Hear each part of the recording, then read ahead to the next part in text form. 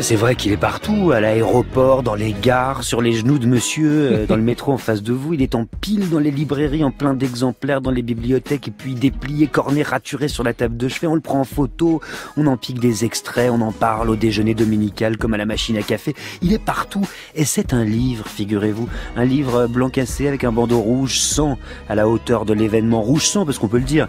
Qu'est-ce qu'il prend? Alors qu'est-ce qu'il prend? C'est assez fascinant d'ailleurs le procès qui est fait à ce livre, dont on oublie presque toujours en réalité qu'il s'agit d'un livre. C'est simple, on ne parle que de l'auteur, ne cherchez pas le titre, c'est le nouveau Houellebecq. Le héros s'appelle Florent-Claude Labrouste, mais vous comprenez, il aurait pu s'appeler Michel. Et je vous passe les digressions biographiques sur l'Instagram de sa femme ou sur Valeurs Actuelles. Sur la couverture, pourtant, il est écrit roman, mais on en fait systématiquement des lectures morales, politiques, sociétales. Et c'est passionnant parce que ce roman, en fait, on lui refuse le statut de roman. Et moi, j'aurais été le premier à me réjouir du fait qu'un livre soit partout, qu'on ne parle que d'un livre en ce moment, sauf que là, vous avez remarqué, on ne parle pas d'un livre, mais d'un auteur. Un auteur blanc cassé et de ses remarques rouge sang à la hauteur de l'événement. Boomerang, Augustin Trapenard. Bonjour à tous, bienvenue dans Boomerang. Mon invité d'aujourd'hui est aussi romancier, figurez-vous, membre de l'Académie Goncourt, dramaturge acclamé dans le monde entier. Autant dire qu'il fait aussi l'événement à sa façon. Son nouveau roman Félix et la source invisible vient de paraître, une histoire dans laquelle il exprime avec son optimisme et son empathie de toujours sa profonde foi en les autres, en les pouvoirs de l'imagination et de l'esprit. C'est un autre délire quand même. Bonjour bonjour Éric Emmanuel Schmitt. Bonjour. Merci beaucoup d'être là. Peut-être d'abord, et là c'est vraiment autant aux membres de l'Académie Goncourt qu'à l'écrivain, au docteur en philosophie que je m'adresse ici.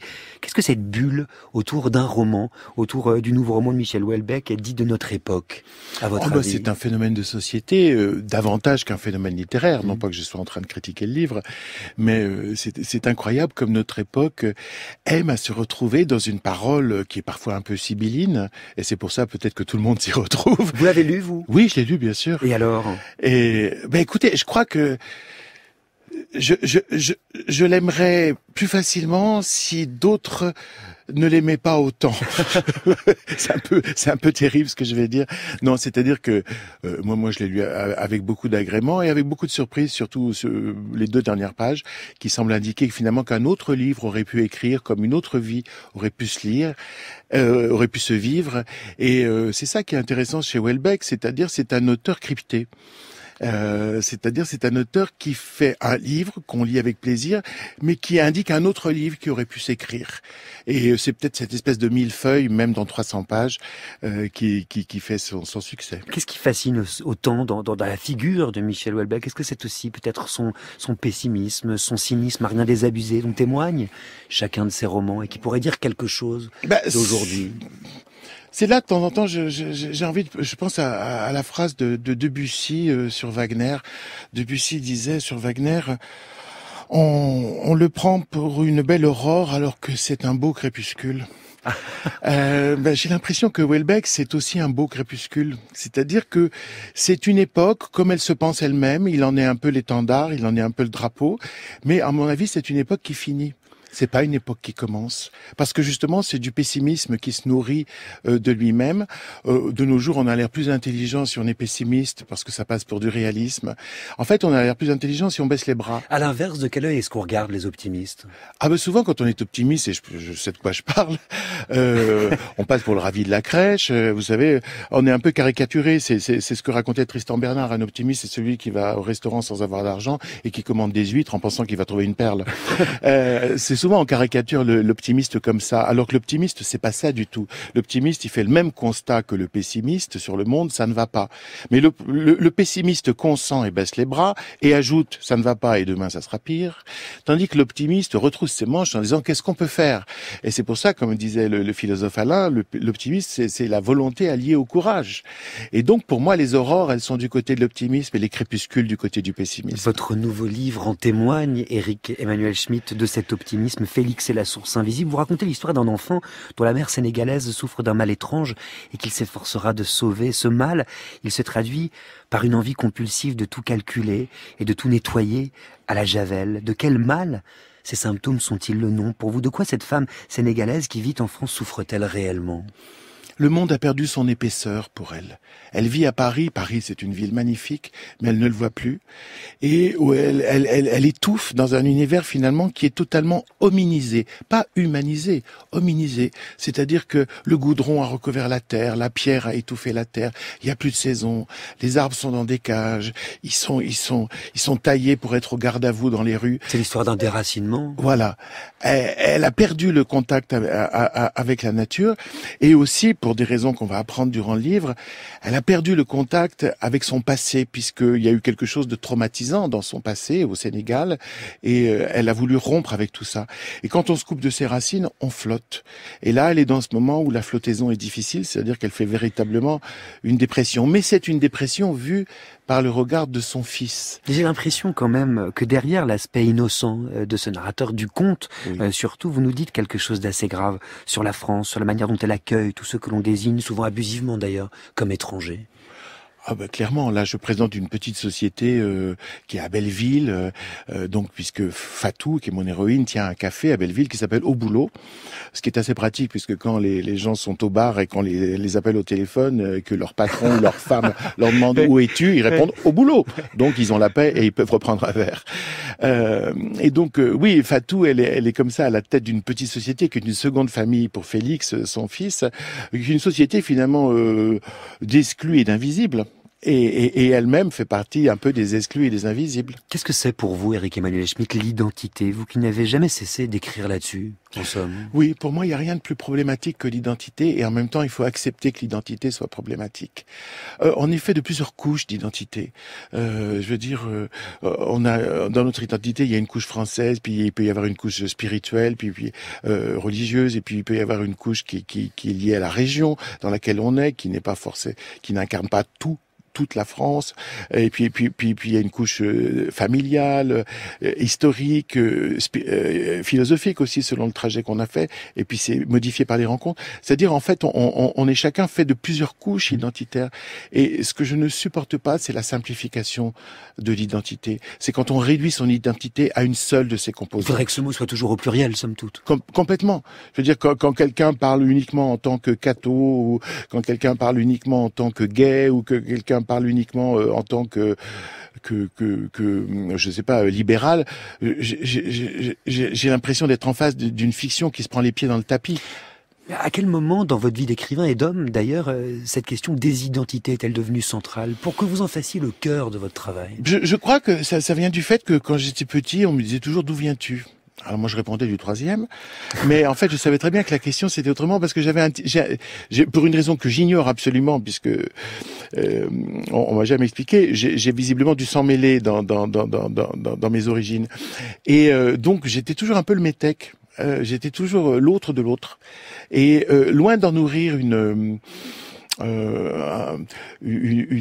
inquiétude ou une haine des autres, ça nourrit mon humour. C'est-à-dire que on me disait oui, et d'où viens-tu? J'ai de Lyon, mais avant. Et alors, t'as pas des racines africaines, me demandait-on régulièrement. Et je disais, ah si, vous avez raison, j'avais un grand-oncle qui était archevêque en Afrique. Et donc les gens se disaient, ce garçon est stupide, et moi je riais sous cap. Et donc voilà, j'ai toujours eu l'impression que mon corps racontait peut-être une autre histoire que celle qu'on m'avait contée, et celle dont j'étais le dépositaire, et ça me plaisait. Ça me plaisait, le fait que les choses soient un peu plus complexes et compliquées que les apparences. Vos identités vous posent encore question, Éric Emmanuel Schmitt? Oui, je crois que j'ai qu'une seule identité, c'est la langue. Je veux dire, la langue dont je suis passionnément amoureux, qui est la langue française. Ça, c'est ma partenaire depuis 50 ans, et pour l'instant, c'est toujours elle qui gagne, mais moi, je continue à l'apprivoiser. Vous savez qu'il y en a une qui se pose aucune question dans cette émission, qui est auto-centrée, plus égoïste que jamais, peut-être que vous la connaissez, c'est la culture, et son actualité exubérante. Que se passe-t-il donc aujourd'hui, mercredi 9 janvier? Le spectacle d'une fille qui pleure me désarme toujours tout à fait, surtout quand elle est jolie. Le trouble qu'elle provoque en moi me donne comme un droit sur elle. L'Odyssée Rohmer, la Cinémathèque française inaugure aujourd'hui une grande rétrospective consacrée à l'icône de la nouvelle vague. Jusqu'au 11 février, l'institution propose de découvrir ou de redécouvrir plus d'une vingtaine de films, ces fameux contes, proverbes, comédies, grâce auxquels Rohmer s'est imposé comme le maître de la légèreté et le témoin délicat de l'intimité moderne. 3 rencontres sont aussi prévues avec les acteurs qu'il avait dirigés, Marie Rivière, Ariel Dombal et Fabrice Lucchini. On dit oui. This is the American dream, ladies and gentlemen. Come on! This is my American dream. I've been dreaming of this. Thank you so much. Gad, so glad, il vient de recevoir un premier prix américain pour son spectacle American Dream, écrit en anglais, diffusé sur Netflix. Gad Elmaleh y décortique les TikTok et obsessions des Américains et se moque gentiment de ses propres difficultés à comprendre les codes du pays. Par ailleurs, chez nous, l'humoriste français va recevoir un prix d'honneur lors de la cérémonie des Globes de Cristal 2019 et il remontera sur scène pour une pièce de théâtre en avril.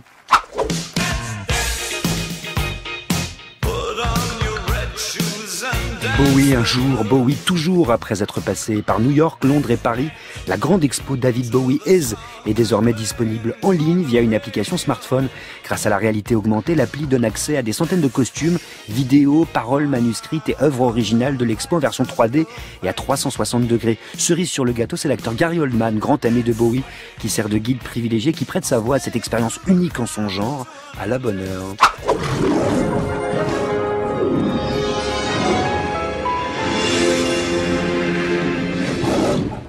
Et mercredi, 2 promos, séance à gogo, car aujourd'hui dans les salles, on pointe son nez pour Edmond, premier long d'Alexis Michalik et récit romancé de la naissance de Cyrano. On ose l'heure de sortie, la nouvelle livraison implacablement flippante de Sébastien Marnier. Et sinon, on va voir Les Invisibles, la comédie sociale assez bouleversante de Louis-Julien Petit, avec notre invité d'hier, la solaire, Audrey Lamy. Et l'écrivain Éric-Emmanuel Schmitt, invité de Boomerang ce matin pour le 8e volet, il faut le dire, de votre cycle de l'invisible, qui a vu des romans, on le rappelle, comme Monsieur Ibrahim et les fleurs du Coran, Oscar et la Dame Rose, ou alors Les 10 enfants que Madame Ming n'a jamais eu. Alors le petit dernier, Félix et la source invisible, c'est l'histoire, je le disais, d'un enfant qui va tenter de sauver sa mère malade, et notamment par le biais d'une rencontre. Et ça, c'est intéressant parce que c'est le cas dans tous ces romans du cycle de l'invisible. Pourquoi est-ce que chez vous, la rédemption est-elle toujours apportée par l'autre ? Il y a forcément une raison. Parce que moi, ma vie a été éclairée par les autres. Quelles sont les rencontres qui vous ont sauvé ? Ma vie a été construite par des rencontres. La première rencontre, c'est l'être dont je suis issu, en l'occurrence ma mère, puisque ça a été une relation qui s'est arrêtée simplement il y a 2 ans, puisqu'elle est partie, mais c'est hallucinant d'être porté par autant d'amour dans l'existence. Je crois que c'est ce qui m'a donné aussi mon optimisme, ma confiance, mon audace et mon énergie. Et puis après, il y a eu des rencontres fabuleuses avec des profs qui vous éclairent sur un pan de culture et qui vous donnent envie d'y pénétrer comme si c'était encore plus intéressant qu'une fête foraine. Il y a eu la rencontre avec Dieu aussi, dans le désert. Ça, c'est la rencontre, je dirais, à la fois ultime et fondatrice. C'est-à-dire qu'effectivement, à 28 ans, je faisais un voyage, je suis rentré dans le Sahara athée et j'en suis ressorti croyant. Et qu'est-ce qui s'est passé ? Je me suis perdu. Enfin, je me perds partout, y compris à Radio France d'ailleurs. Mais tout le monde se perd à la maison de la radio. Mais tout le monde ne trouve pas Dieu à Radio France, ça c'est clair. Non, et je me suis perdu dans le désert et vraiment et gravement, puisque pendant 32 heures j'ai été sans rien à boire, sans rien à manger, absolument isolé au milieu du Hogar, dans ce qui aurait dû être une détresse et un désarroi total. Et la nuit que j'ai passée sous les étoiles, je m'attendais à ce que ça soit la pire nuit de ma vie et ça a été la plus belle nuit de ma vie. C'est-à-dire que j'ai vraiment passé une nuit de feu, une nuit mystique, une nuit d'extase qui a totalement changé ma vie. J'étais pas du tout à la recherche de ça. J'étais pas du tout le client de ça. Moi, j'étais athée, issu d'une famille athée, avec une instruction athée. Mon professeur à Normal Sup, c'était Jacques Derrida. Et j'avais fait ma thèse sur Diderot. Donc, autant vous dire que j'étais bien installé dans l'athéisme. Et c'est cet athée qui, tout d'un coup, reçoit la grâce de la présence, de la lumière et de la force. Et de quoi vous a-t-il sauvé, ce Dieu, Éric-Emmanuel Schmitt ? De quelle vie de débauche ? Non. Je suis en train de dire, il m'a pas sauvé de la débauche. Non. On connaît l'histoire de Saint-Augustin. Enfin, moi, je la connais.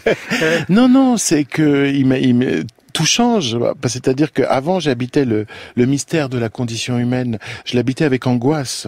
Aujourd'hui, ce même mystère, parce que je n'en sais pas plus, croire, ce n'est pas savoir. Ce même mystère de la condition humaine, je l'habite avec confiance. Tout a changé. Aujourd'hui, quand je ne comprends pas, je fais crédit. Je me dis quelque chose m'échappe. Au lieu d'accuser le monde de ses limites, j'accuse mon esprit de ses limites et je continue à faire confiance. Mais la recherche spirituelle, en tout cas, c'est un autre de vos thèmes de prédilection. Oui. Cela, c'est intéressant. Dans une société matérialiste, consumériste, dominée par l'économie de marché, où tout se compte, tout s'accélère, quelle place est-ce qu'on accorde à la spiritualité ? Mais totalement insuffisante. Et c'est pour ça qu'on n'a jamais vendu autant d'antidépresseurs, que beaucoup de gens, alors qu'ils ont des conditions de vie matérielles qui sont plus heureuses que dans les temps passés, globalement, les gens ne se sentent pas heureux. Mais c'est parce que l'invisible a disparu, parce que le spirituel a disparu, parce que le monde visible n'est plus couvert par un autre monde qui est le monde invisible, c'est-à-dire par le sens. Ça voudrait dire ça, croire, en fait, pour vous accéder au monde invisible ? Mais c'est faire en sorte que son esprit soit pas seulement une rationalité pragmatique, mais soit aussi le cœur et l'imagination. On ne peut pas vivre sans ces dimensions du cœur et de l'imagination. C'est ce que je raconte dans le livre Félix et la source invisible. C'est-à-dire que Fatou s'est tellement coupé de sa spiritualité originelle, qui est en l'occurrence l'animisme africain, que le monde est devenu plat. Il est devenu en 2 dimensions. Or, notre expérience du monde, elle n'est pas seulement une expérience des objets et des êtres. Elle est aussi une expérience du sens. Quand une naissance, c'est un fait, mais c'est aussi un événement, c'est-à-dire ça a un sens. Une mort aussi, un amour, un désamour, une maladie, une guérison. On est toujours en train de doubler notre expérience matérielle du monde d'une expérience immatérielle, qui est la donation du sens. C'est pour ça que je m'intéresse autant aux spiritualités, parce que ce sont les grandes fournisseuses de sens. Et le cycle de l'invisible, c'est un voyage à travers des récits qui sont tous différents les uns des autres, dans ces grandes spiritualités. J'aimerais qu'on entende la voix et les paroles d'un homme en qui j'ai l'impression que vous avez foi. Cet homme, c'est Jacques Brel, Oh oui. en 1971, et c'est lui que vous avez choisi de nous faire entendre ce matin. Un homme passe sa vie à compenser son enfance. Je m'explique. Je crois qu'un homme se termine vers 16-17 ans. On peut pas, une loi générale, enfin. Mais vers 16-17 ans, un homme a eu tous ses rêves. Il ne les connaît pas. Mais ils sont passés. Ils sont passés en lui. Il sait s'il a envie de brillance, ou de sécurité, ou d'aventure, il le sait. Il ne le sait pas bien, mais il a ressenti le goût des choses, comme le goût du chocolat, comme le goût de la soupe aux choux. Il a le goût de ça. Et il passe sa vie à vouloir réaliser ces rêves-là.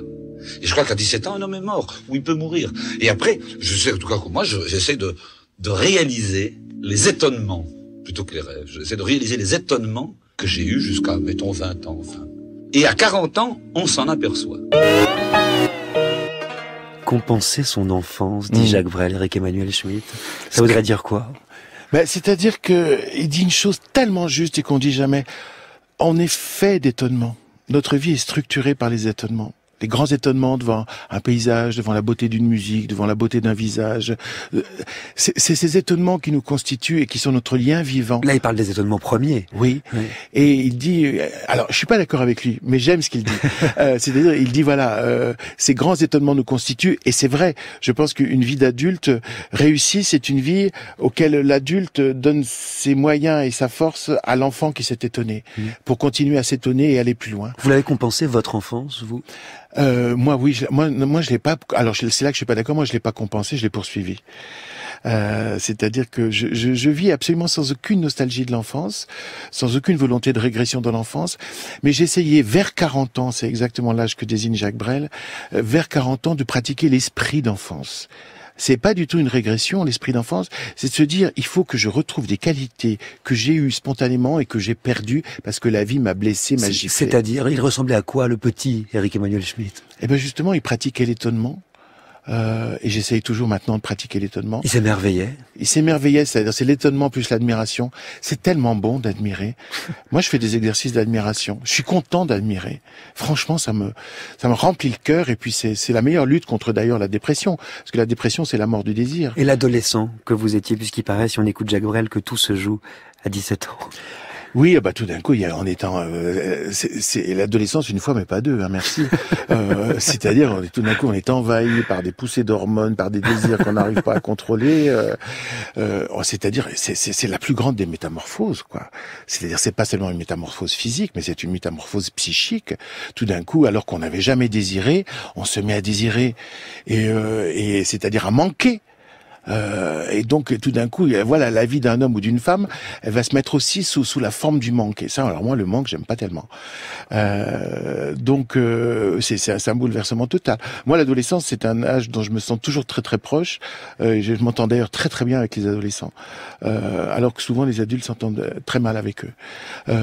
C'est un âge fondateur parce que c'est l'âge du manque. Et comme l'enfant, je n'oublierai jamais. Moi, j'ajoute des âges aux âges. Et j'essaye aussi de garder toujours la vivacité première des pans de vie que j'ai découverts selon les âges. 17 ans, vous savez ce que ça m'évoque, moi? Oui. Ça m'évoque cette si belle chanson de 1976 qui s'appelle At 17. C'est une chanson de Janice Ian. Vous êtes sur France Inter avec Eric Emmanuel Schmitt. Vous écoutez Boomerang et on est mercredi. I learned the truth at 17, that love was meant for beauty queens. In high school, girls with clear-skinned smiles who married young and then retired. The Valentines I never knew, the Friday night charades of youth, were spent on one more beautiful. At 17 I learned the truth. And those of us with ravaged faces, lacking in the social graces, desperately remained at home, inventing lovers on the phone, who called to say, come dance with me, and murmured vague obscenities. It isn't all it seems, it's 17. A brown-eyed girl in hand-me-downs, whose name I never could pronounce, said, pity please the ones who serve, they only get what they deserve. And the rich relation hometown queen marries into what she needs, with a guarantee of company and haven for the elderly. Remember those who win the game, lose the love they sought to gain, in debentures of quality and dubious integrity. The small town eyes will gape at you in dull surprise when payment due exceeds accounts received at 17.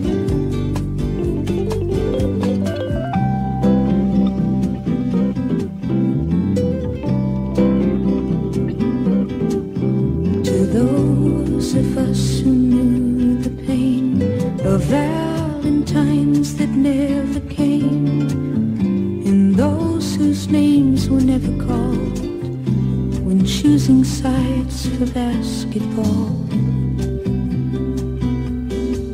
It was long ago and far away. The world was younger than today, and dreams were all they gave for free to ugly duckling girls like me. We all play the game when we dare to cheat ourselves at solitaire, inventing lovers on the phone, repenting other lives unknown. They call and say, come dance with me, murmur vague obscenities. Ugly